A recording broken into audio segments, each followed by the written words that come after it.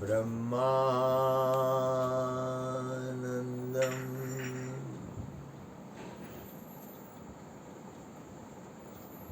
परमसुखदं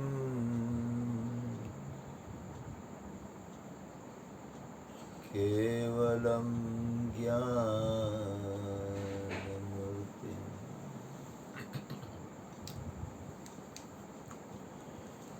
द्वन्द्वातीतं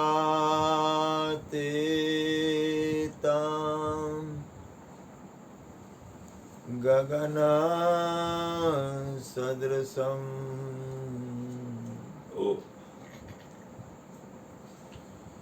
तत्त्वमस्यादिलक्ष्यम्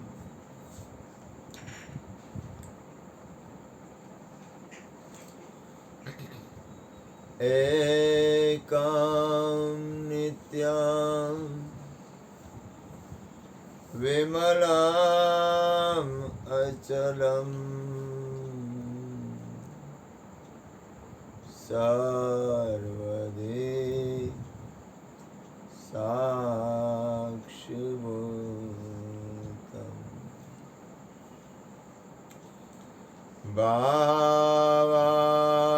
भावातीतं त्रिगुणरहितं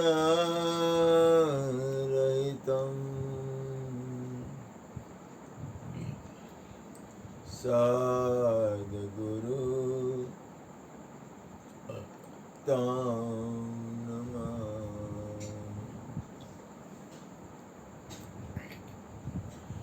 सद्गुरु तं नमामि।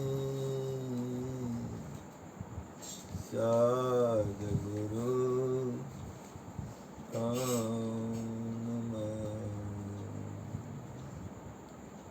प्रगट गुरु हरिहर जीवन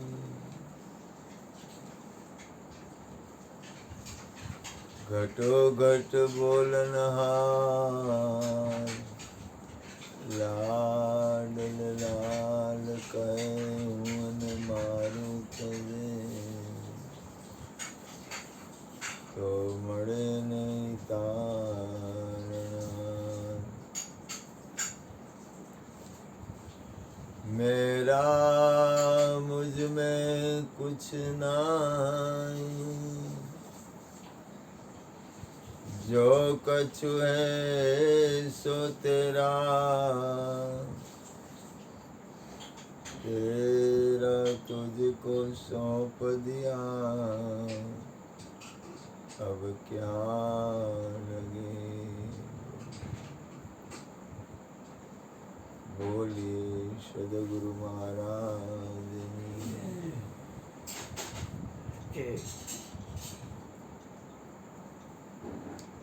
ખરેખર તો આપણે શરીર નથી એ સ્થિતિમાં થોડી વાર યાદી પણ રહે છે।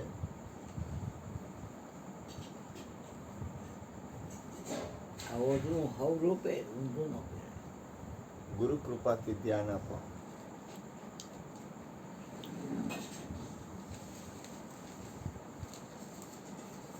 ગુરુ કૃપાથી કહું છું આપણે શરીર તો એક દી છોડવાનું છે પાકું। તો ભલે આપણે શરીરના જે કાંઈ વાતાવરણ હોય ચા પાણી પ્રસાદ આ તે જીવન છે એ બરોબર છે પણ આપણે શરીર ન હોય તો આપણે કેમ હોય એવી યાદી રહીએ। આપણી સ્થિતિ બંધાય થોડી ઘણી થોડા ઘણા અંશે એક પલ પૂરતું પણ કારણ કે આ બીજું બધું તો હાલેલા જ કરવાનું છે। આ સંસાર કોઈ દી મટેવો છે જ નહીં બધું હાયલા કરશે હાલે એને હાલવા દો જે થાય એને થવા દો બધું હાયલા જ કરશે એમાં જાજી પછી જાજી મહેનત કે જાજી માતાજી કે જાજી ઉપાધિ ન કરાય થાય એટલી કરાય હલાય એટલું હલાય દોડાય એટલું દોડાય ઊભું રહેવાય એટલું ઊભું રહેવાય પણ આપણે શરીર નથી એવું યાદ આવે ખરી થોડીક વારે યાદ આવે હવે આપણે શરીર નથી તો આપણે કેમ છીએ એવું યાદ આવે?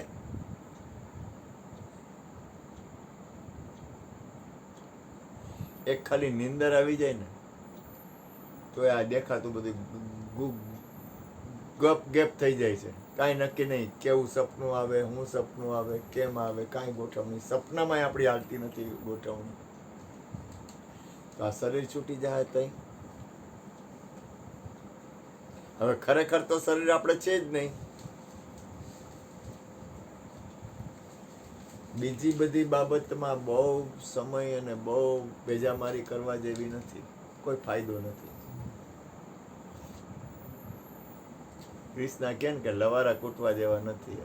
એનાથી કોઈ ફાયદો નથી. એમ ખોટી કોઈ વ્યર્થ વાણી વિલાસથી કોઈ ફાયદો નહીં થાય. કોઈ ફાયદો છે જ નહીં. ઠીક છે, જરૂરી છે, આપણે બધા હાલી છીએ, હાલ્યા કરી, જે કંઈ થાય એટલું કરી જાઓ. ઘરે ટાઈમ પાસ કરવા આવે પછી ટપકો મૂકે એટલે કલાક લગી વાતો કરે. એટલે એને તો કૃષ્ણ બાજુ રાખો, કૃષ્ણ બાજુ રાખો. હા બેટા, ના એમાં જરાક જ. કહેવાનો મતલબ શું છે કે આપણી અંદરનું આપણે અહીંયા સત્સંગ કરી છે. આજે કેટલું બધું શુદ્ધ અને પવિત્ર વાતાવરણ છે. આજનું વાતાવરણ છે ને બહુ શાંતિવાળું, એકદમ શુદ્ધ હોય જ છે, અને એકદમ પવિત્ર, અને જેને કહેવાય ને કે બહુ મંગલમય વાતાવરણ છે. આજે વખાણ નથી કરતો કે કોઈ પક્ષ નથી તાણતો, અને એકદમ શાંત વાતાવરણ છે. હવે શાંત વાતાવરણ છે તો એનું પોઝિટિવ વાતાવરણની અંદર આપણે થોડુંક જાગ્રત અવસ્થા બની અને શરીર આપણે નથી એવું થોડુંક યાદ કરવું. ખરેખર તો છે જ નહીં, પણ છતાં હાલે એવું નથી કાંઈ. કારણ કે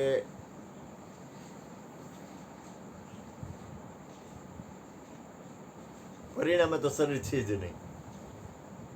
આ પાકી વાત છે. પરિણામે તો શરીર છે જ નહીં ને.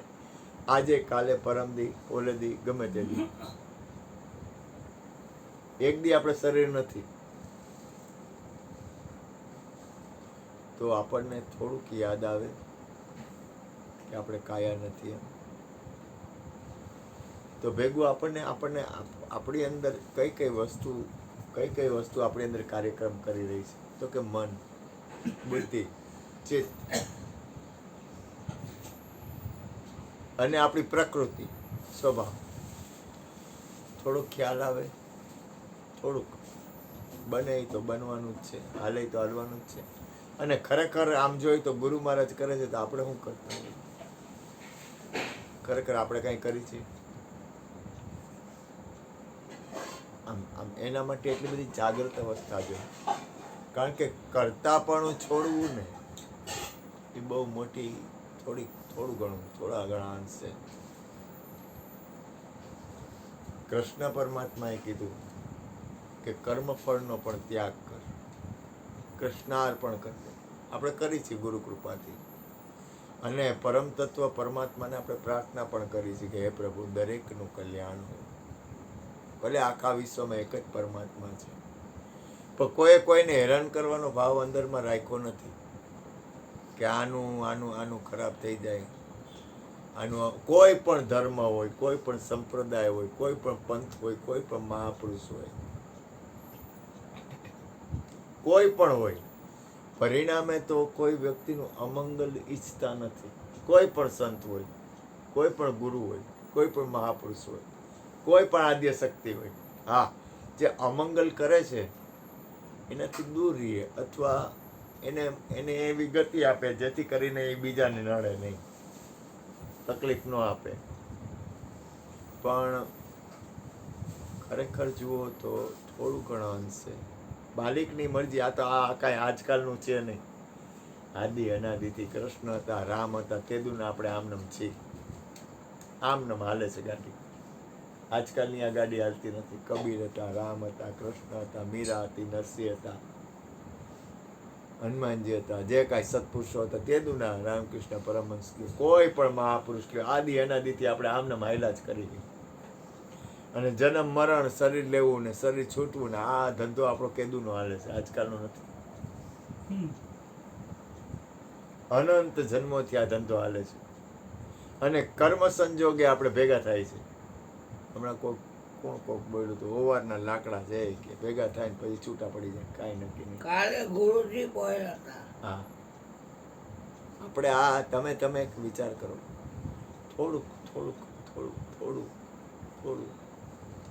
પણ જે કાંઈ હાલે છે એ બરોબર જ છે. કોને કેવું, હું કેવું? ભગવાનને પ્રાર્થના કરી કે દરેક જીવનું કલ્યાણ થાય, દરેકનું મંગલ થાય, દરેકની અંદર પરમ તત્વ પરમાત્મા છે એને સદબુદ્ધિ મળે. ગુરુ મહારાજને પ્રાર્થના કરી કે કોઈનું અમંગલ ન થાય. એટલે ઓલું કહે છે ને, મંગલ ભવન અમંગલ હારી, દ્રવૌ સદશરથ અજીર વિહારી. કારણ કે મંગલ કહેવાથી અને મંગલ બોલવાથી ને મંગલ વિચારવાથી થોડા આપણી અંદર પોઝિટિવ સેલ આવશે, કોઈના દુઃખનો નાશ થાય, દરેક આખા વિશ્વનું કલ્યાણ થાય. અને મહાપુરુષોને દરેક સત્પુરુષોએ, આજે હું તમને કહું, કોઈને સંઘર્ષ, લડવું, બાજવું, ભેજામારી કરવી, એ પરિણામે તો કોઈને ગમતું જ નથી. કોઈ પણ વ્યક્તિ એમ કે એલા શાંતિ રાખો નહીં, કે એમ કે હું કે એલા હું ભેજામારી કરો, શાંતિ રાખો ને. એટલે અંતરના ભાવથી તમે દાખલા તરીકે કબીર લ્યો તો કબીર બાજવાનું શીખવાડે, મીરા લ્યો તો મીરા બાજવાનું શીખવાડે. મીરાએ કીધું મારે જગમાં વેરી કોઈ નહીં, આ દુનિયામાં કોઈ મારું વેરી જ નથી. નરસિંહ મહેતાને કોઈ દુશ્મન હોય, રવિ સાહેબને કોઈ દુશ્મન હોય, મોરાર સાહેબને કોઈ દુશ્મન હોય, કોઈ પણ સંત પુરુષ હોય, કોઈ પણ મહાપુરુષ હોય. આ રવિશંકર મહારાજ કેટલું પોઝિટિવ વિચારે, નેગેટિવ વાત જ નહીં, નેગેટિવ વિચારવાનું નહીં, નબળો વિચાર કરવાનો જ નહીં. નબળો વિચાર આપણે નબળું, ભગવાન ગુરુ મહારાજ, આ તો ગુરુ મહારાજની કૃપા છે, સદગુરુ માથે બેઠા હે અને આપણને થોડીક સદબુદ્ધિ આવે છે. ખોટી કેવી ખોટી સદબુદ્ધિ આપણને આવે છે. તો થોડાક સારા વિચાર, થોડુંક સારું જીવન, થોડીક સારી વાણી, થોડાક સારા વિચાર, અને બને એટલું તમે આ દુનિયામાં કાંઈ થઈ શકે એવું નથી, ભૂલ ન કરતા. આ તો એની કૃપા છે, એટલે આટલો આનંદ છે. આ ભજન સત્સંગ છે એ ગુરુની કૃપાનો પ્રસાદ છે. આ કાંઈ હાલે છે એ સદગુરુની કૃપાથી હાલે છે, માળીની કૃપાથી હાલે છે, અને આમાં છે અમે બેઠી છે. તો આપણે એને પ્રાર્થના કરી કે અમને એવા વિચાર આપો, અમને એવી ગતિ આપો, અમારાથી આખા વિશ્વનું કલ્યાણ થાય. આ બધું હાયલા કરશે, બાકી બધું તો હાયલા જ કરવાનું હોય. અને આખું વિશ્વ સ્વાર્થથી ભરેલું છે અને એ બરોબર છે, અને એમાંય પણ પરમાર્થ જ છે એ બરોબર છે. અને સમજુ મહાપુરુષો તો અહીંયા સુધી કે જ્યાં જ્યાં જે યોગ્ય છે સા સમજવું તે, જ્યાં જે જેમ છે અહીંયા એમ એ બરોબર છે.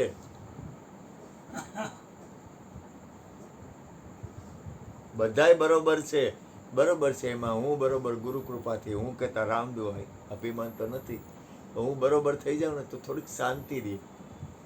આમાં કાંઈ આપણે કાંઈ કરતા નથી, આ તો એની કૃપા છે. મારો નાથ દયાળો અને કરુણાનો સાગર છે, કેટલી શાંતિ છે.